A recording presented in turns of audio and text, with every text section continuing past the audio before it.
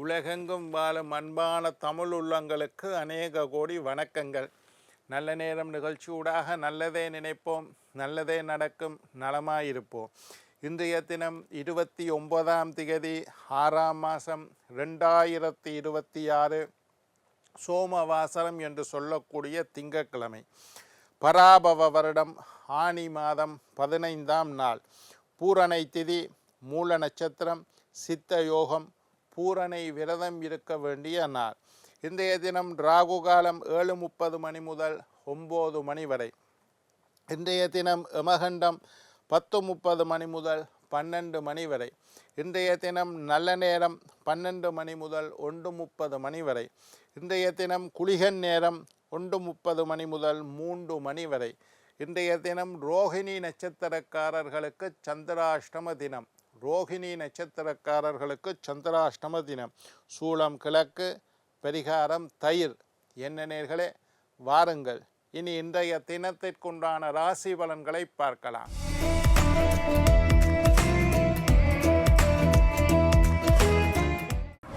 மேஷம் லாபம், ரிஷபம் ஆதரவு, மிதுனம் புகழ், கடகம் வரவு, சிம்மம் இன்பம், கன்னி முயற்சி, துலாம் வெற்றி, விருச்சிகம் நட்பு, தனுசு ஆக்கம், மகரம் ஊக்கம், கும்பம் உயர்வு, மீனம் தனம். ஆன்மீக தகவல் பகுதியில் தொடர்ந்து உங்களை சந்தித்து வருவதில் மட்டற்ற மகிழ்ச்சி அடைகின்றேன். ஒவ்வொரு நாளும் ஒவ்வொரு புதிய அற்புதமான ஆன்மீக தகவல்களை உங்களோட பகிர்ந்து கொண்டு இருக்கிறேன். அந்த வகையில் இன்றைய தினமும் சில நல்ல விஷயங்களை உங்களோட பகிர்ந்து கொள்ளலாம் என்று காத்திருக்கிறேன். எங்களுடைய நிகழ்ச்சிக்கு நீங்கள் தரக்கூடிய ஆதரவு என்னை மகிழ்ச்சி அடைய செய்கின்றது.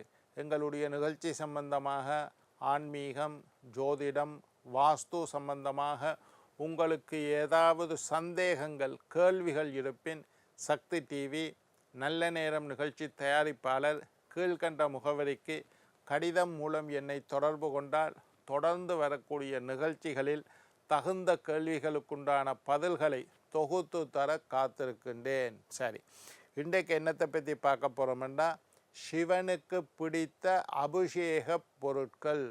சிவனுக்கு பிடித்த அபிஷேக பொருட்களை பற்றி இன்றைக்கு பார்க்க போகிறோம். நான் எப்பவும் சொல்கிறது, சிவன் அபிஷேக பிரியர், விஷ்ணு அலங்கார பிரியர். சிவனுக்கு அபிஷேகம்தான் அவருக்கு பிரியம், விருப்பம். சிவனுக்கு அபிஷேகம் பண்ணிக்கொண்டே இருக்கணும். நீங்கள் சில சிவன் கோயிலில் பார்த்தீங்கன்னா மேலுக்கு ஒரு சொம்பை கட்டி அதுக்குள்ளே நல்ல பச்சை கற்பூரம், தண்ணீர், பன்னீர் எல்லாம் ஊற்றி வில்வமிலையெல்லாம் போட்டு அந்த சொம்புக்கு கீழே ஒரு சின்ன ஆணியினால் ஒரு ஓட்டை போட்டிருப்பினோம். சிவபெருமான் சிவலிங்கத்துக்கு மேலே அதை கட்டி வச்சிருப்பினோம். அதில் இருந்து தண்ணி சொட்டி கொண்டே இருக்கும். ஒவ்வொரு சொட்டு தண்ணி சிவனுடைய தலையில் விழுந்து கொண்டே இருக்கும். சிவன் எப்பொழுதும் ஈரழிப்பாகவே இருந்து கொண்டு இருப்பார், நீரோட்டத்துடன் இருந்து கொண்டு இருப்பார், உயிர் துடிப்புடன் இருந்து கொண்டிருப்பார். சிவனுக்கு மேலே தண்ணி விழுந்து கொண்டே இருக்கும். அந்த தண்ணி முடிஞ்சோன்னே வேறு கொஞ்சம் தண்ணியும் பன்னீரும் மாற்றி விடுவோம். ஏன்? சிவன் அபிஷேக பிரியர். சிவனுக்கு அபிஷேகம் பண்ணுறது தான் ரொம்ப விசேஷம். அதனால் சிவனுக்கு ஏதாவது நேர்த்தி வச்சா அபிஷேகம் செய்வதாக நேர்த்தி வையுங்கள். சிவபெருமானுக்கு பால் வாங்கித்தாரன் அபிஷேகத்துக்கு. எங்கேயாவது பிரதோஷத்தண்டைக்கு சிவனுக்கு அபிஷேகம் நடந்தால் பால் வாங்கி கொடுங்கள், சுத்தமான பால் வாங்கி கொடுங்கள், சிவனுக்கு அபிஷேகம் செய்ய சொல்லி. அதை விட விசேஷம் இளநீர் வாங்கி கொடுங்கள். இளநீரினால் சிவனுக்கு அபிஷேகம் செய்கிறது ரொம்ப விசேஷம். இளநீர் வாங்கி கொடுங்கள். இந்த மாதிரி அபிஷேகத்திற்கு விபூதி வாங்கி கொடுங்கள், அபிஷேகத்திற்கு சந்தனம் வாங்கி கொடுங்கள், அபிஷேகத்திற்கு குங்குமம் வாங்கி கொடுங்கள். இந்த மாதிரி பொருட்களை எல்லாம் சிவனுக்கு அபிஷேகத்துக்கு வாங்கி கொடுக்கலாம். விஷ்ணு பெருமாள் அலங்கார பிரியர். பெருமாளை பார்த்தீங்களா, அவருக்கு அபிஷேகத்தை விட அவர் அலங்காரமாக வச்சிருக்கிறது தான் அவருக்கு பிரியம். அதனால் பெருமாள் கோயில்களில் பாருங்கோ, கிழமைக்கு ஒருக்கா, வெள்ளிக்கிழமை, சனிக்கிழமை, இந்த மாதிரி கிழமையில் ஒரு நாளைக்குத்தான் பெருமாளுக்கு அபிஷேகம் செய்வினம். மற்ற நேரம் எல்லாம் அவருக்கு ஜவ்வாது, புனுகு, பச்சை கற்பூரம், குங்குமப்பூ, கோரோசன் அரகஜா போன்ற வாசனை தைலங்களை பூசி அவருக்கு நன்றாக மாலை போட்டு துளசி மாலை போட்டு அவரை அலங்காரமாக வைத்திருப்பார்கள். அபிஷேகம் கிழமைக்கு ஒரு அநேகமாக அலங்காரமாக வைத்திருப்பார்கள். அவருக்கு வடிவாக நீட்டாக நல்ல பட்டு சாத்தி நல்ல வேட்டி கட்டி பட்டு சாத்தி பொட்டு வச்சு மாலை போட்டு அவரை அலங்காரமாக வைத்திருப்பார்கள். மகாவிஷ்ணு அலங்கார பிரியன், சிவன் அபிஷேக பிரியன். சரி, இப்போ சிவனுக்கு என்னென்னத்தை அபிஷேகம் செய்தால் எங்களுக்கு என்ன பலன் கிடைக்கும் என்று முக்கியமான நிறைய பொருள் இருக்குது. அரிசிமா, மஞ்சள்மா, அபிஷேகத்தூள், பால், தயிர், இளநீ, பஞ்சாமிர்தம், பல வகை விபூதி, சந்தனம், குங்குமம் என்று நிறைய அபிஷேகம் இருக்குது. முக்கியமானதை சொல்கிறேன். குங்குமப்பூவினால் அபிஷேகம் செய்தால், குங்குமப்பூவினால் இறைவனுக்கு சிவனுக்கு அபிஷேகம் செய்தால் அதிர்ஷ்டம் செல்வம் பெருகும். குங்குமப்பூன்றது உங்களுக்கு தெரியும். கொஞ்சம் சட்டியில் பன்னீர் எடுத்து அந்த பன்னீருக்குள்ளே குங்குமப்பூ விலை கூடிய ஒரு பொருள். அந்த குங்குமப்பூவை பன்னீரில் கலக்கிட்டு அதை சிவனுக்கு அபிஷேகமாக செய்தால் எங்களுக்கு அதிர்ஷ்டம் மேலோங்கி காணப்படும், செல்வம் கிடைக்கும் என்று சாஸ்திரத்தில் சொல்லப்பட்டிருக்கு. சர்க்கரை பொங்கலுக்கு வைக்கிற சர்க்கரை நீரினால் அபிஷேகம் செய்தால் வறுமை நீங்கும். பஞ்சாமிர்தம் அபிஷேகம் பண்ணிக்கல பஞ்சாமிர்தத்துக்கு சர்க்கரையை போடுறதுக்கு வாங்கி கொடுங்கோ, வறுமை நீங்கும். சர்க்கரையினால் அபிஷேகம் செய்தால் வறுமை நீங்கும். பன்னீரினால் அபிஷேகம் செய்தால், பன்னீர்ன்றது ரொம்ப விசேஷம். நீங்கள் எப்பயாவது சிவன் கோயிலுக்கு போய் சிவனுக்கு அபிஷேகம் நடக்க போதுண்டா, ஒரு போத்தலில் பன்னீரை வாங்கி கொடுங்கோ. சிவனுக்கு அபிஷேகம் சொன்ன பொழி பன்னீரினால் அபிஷேகம் செய்தால் உங்களுடைய லட்சியம் நிறைவேறும். ஏதாவது ஒரு லட்சியம், வெளிநாட்டுக்கு போகணும் என்றது என்னோட லட்சியம். நான் படித்து டாக்டராக வேண்டும், அது ஒரு லட்சியம். நல்ல இடத்துல திருமணம் செய்ய வேண்டும், ஒரு லட்சியம். கார் வாங்க வேண்டும், ஒரு லட்சியம். சொந்த வீடு வாங்க வேண்டும், வாடகை வீட்லேயே கனநாளாக இருக்கிறேன், எனக்கு ஒரு சொந்தமாக வீடு வாங்கணும், அது ஒரு லட்சியம். இந்த மாதிரி லட்சியங்கள் எல்லாம் நிறைவேற வேண்டுமாக இருந்தால், ஒரு லட்சியத்தோடு நீங்கள் வாழ்ந்து கொண்டிருக்கின்றீர்களாக இருந்தால், உங்களுக்கு என்று ஒரு லட்சியம் இருக்குமாக இருந்தால், அடிக்கடி சிவனுக்கு அபிஷேகம், எந்த சாமிக்கு வேணும்னாலும் அபிஷேகத்துக்கு பன்னீர் வாங்கி கொடுக்கலாம். அதிலையும் சிவலிங்கம் அபிஷேக பிரியனான சிவனுக்கு அபிஷேகம் செய்ய பன்னீர் வாங்கி கொடுங்கோ, உங்களுடைய லட்சியம் நிறைவேறும். தயிர் வாங்கி கொடுத்தால் அதிர்ஷ்டம் நீங்கும்.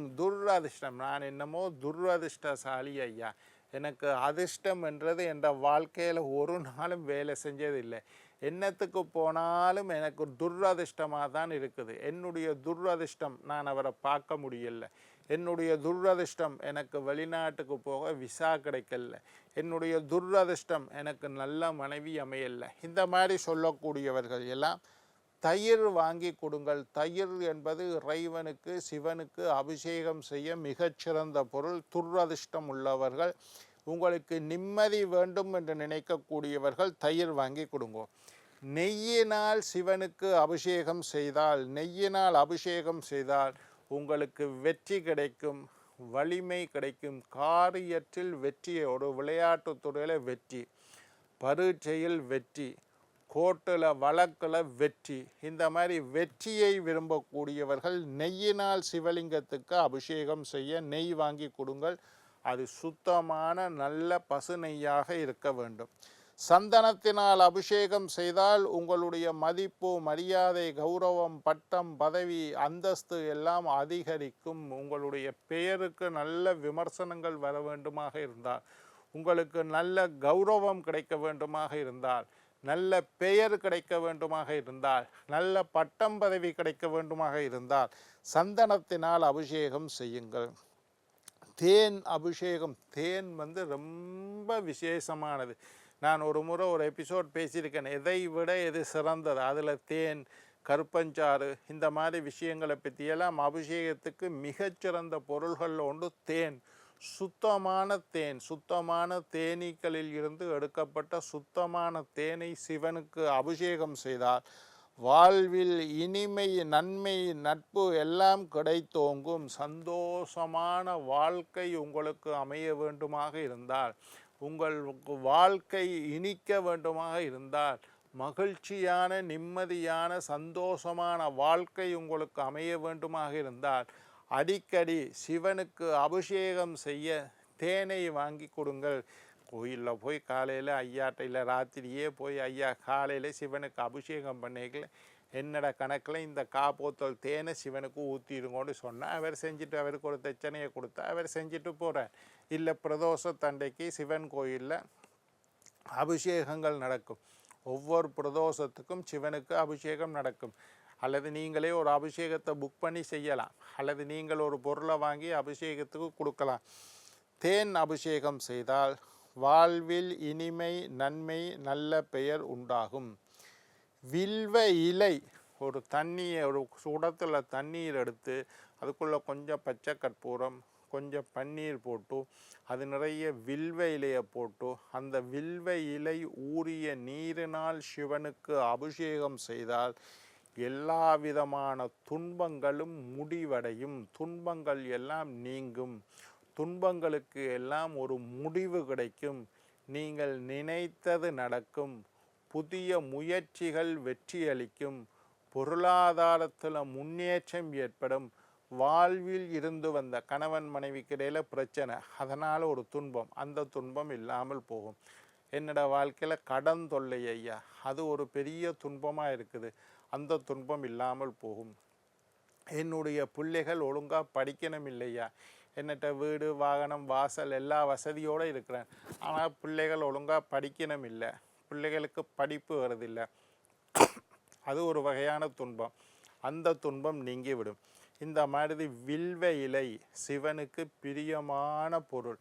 வில்வ இலையை சிவனுக்கு மாலை கட்டி போடலாம். வில்வ இலையினால் சிவனுக்கு அர்ச்சனை செய்யலாம்.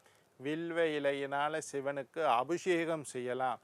என்ன நேயர்களே, நாளை மற்றொரு நிகழ்ச்சியில் உங்களை சந்திக்கும் வரை உங்களிடம் விடைபெறுவது உங்கள் ஜோதிட சித்தர் டாக்டர் ராஜராஜ குருக்கள்.